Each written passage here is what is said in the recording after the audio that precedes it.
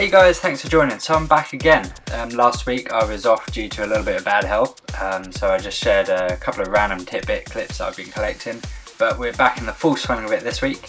So we're going to pick up where we left off, and I'm going to be looking at the attacking side of Rainbow Six Siege. So much like the defenders, the attackers get 45 seconds at the start of the match to locate the objective. So you get to control a little drone that runs around the map. This time is really key, like I say, for finding that objective. And also, if you're playing on PlayStation 4, if you hit the triangle button, you can scan enemies, which is really cool.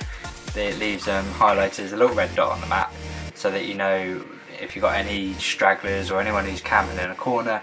It gives you kind of that heads up that they're hiding there. New players to the game might not realise that if you want to jump higher or get yourself on top of a table, jump over a table, that kind of stuff, if you look up when you're piloting your drone, that will allow your drone to jump that little bit extra and get that little bit extra height. It's really useful, especially if the objective's in like a room with some shelves or some tables. You can pop your drone up on one of those, and it's going to be harder for the enemy team to find it. As you see in here, if you haven't found the objective in the first 45 seconds or so, don't be afraid to get back on that drone. Spend another 30 seconds, 1 minute finding that objective. For PlayStation 4 players, I'm pretty sure it'll be the same for Xbox players, but if you press down on the D-pad, that'll allow you to pilot the drone. Like I say, it just gives you that extra time to find the objective. You're going to be able to coordinate an attack much better if you know where the objective is. So for me, if none of my teams found that objective in the first 45 seconds, I'm always the first to jump back on that drone. Just hold back a little bit, find the objective, tag up some enemies, which gives your team that little bit of heads up. And like I say, it just allows you to coordinate attack that much better, because you're not just wandering around trying to find the objective. You know where it is, and you can start being a bit more tactical about your approach.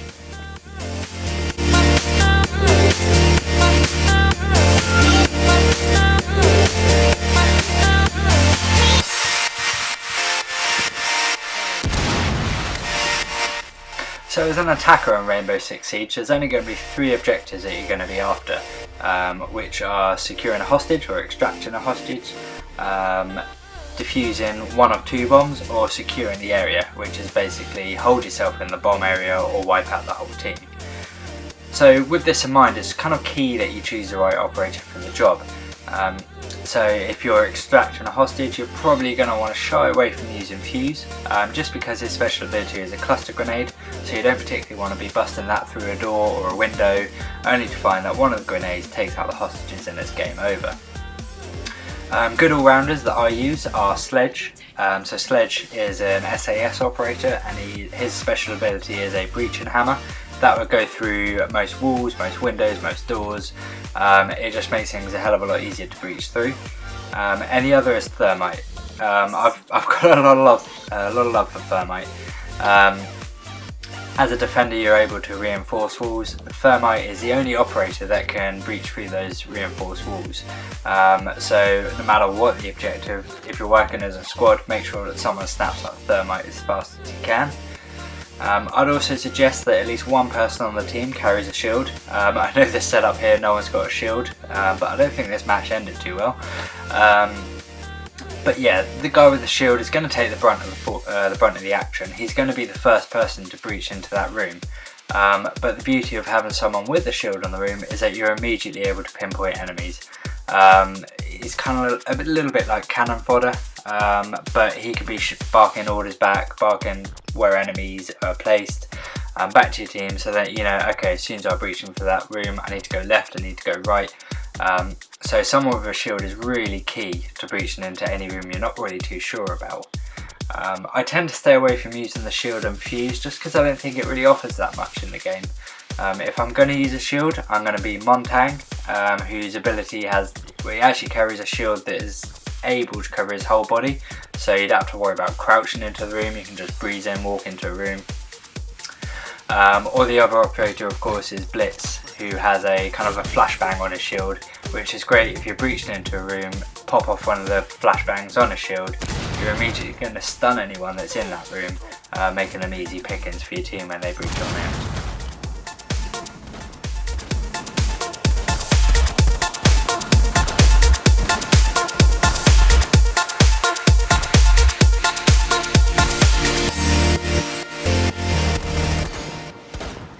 an attacker, you have the amazing ability to kind of blow up whatever you fancy, but just don't go willy-nilly blowing everything up that you can.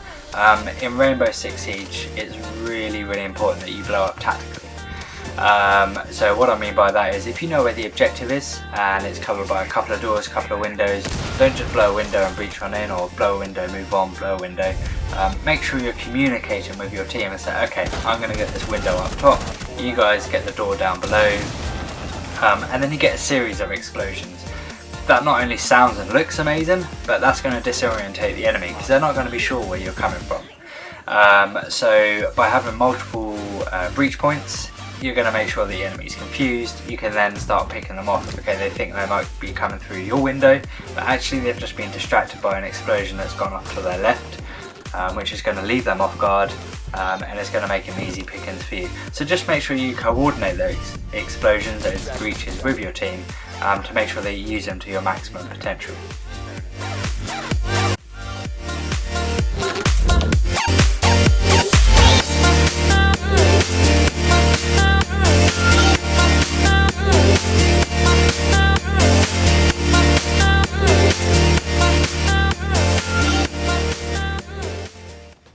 So while I'm a big promoter of teamwork on Rainbow Six Siege, I would say that as an attacking team, it's best to split up in smaller groups.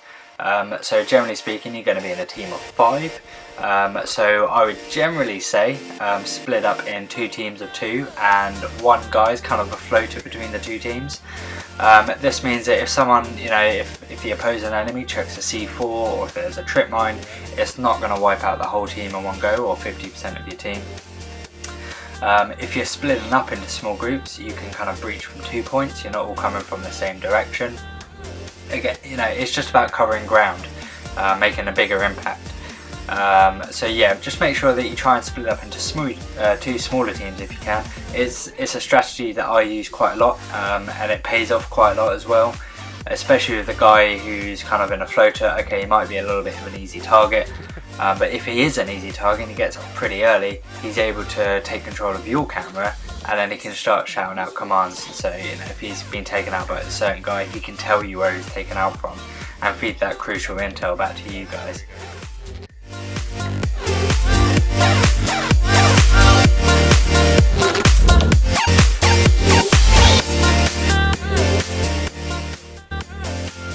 So guys, I think that pretty much wraps it up for the attacking breakdown on Rainbow Six Siege. I hope you enjoyed the video. Give it a big thumbs up and don't forget to subscribe if you did. And just remember, when you're playing as the attacking side on Rainbow Six Siege, Intel and Recon are your best friends. You get the first 45 seconds at the start of the game to use your drone. If you can't pinpoint the objective in those first 45 seconds and your drone isn't destroyed, get back on it, scour the map, pinpoint them, dig them out. It's going to make your life in as attacker so much more easier. Also, don't forget you carry 2 drones, so chuck that second drone out if you're not too sure about a room. That's literally going to be the difference between living or dying in the game, so it's really crucial. But yeah, and also don't forget to choose your operator wisely. Different objectives require different approaches, but as you play the game more and more, you experiment a little bit more, it just comes out a little bit more natural. Don't forget, if there's anything you'd like me to cover or break down in my series, leave me a comment in the comment section below and I'll see what I can do. Next time I'm going to be looking at armor mechanics and health within the game, which operator provides the most armor, the limitations, the advantages of that. So hopefully that will prove a little bit useful for you guys when you're selecting your operator, and lead to a few victories for you. So yeah, don't forget to hit that like button and subscribe if you enjoyed, and I look forward to seeing you guys again next time.